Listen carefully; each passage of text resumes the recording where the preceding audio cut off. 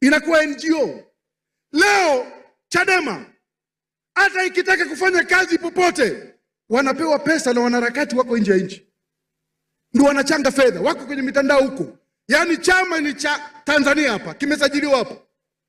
Alafu kinakuwa remote control na watu wako nje kwenye mitandao na ndio wanafadhili wanawapa pesa. Na wakileta panganga, tutakuja na orodha ya hao watu wanaowapa hizo fedha.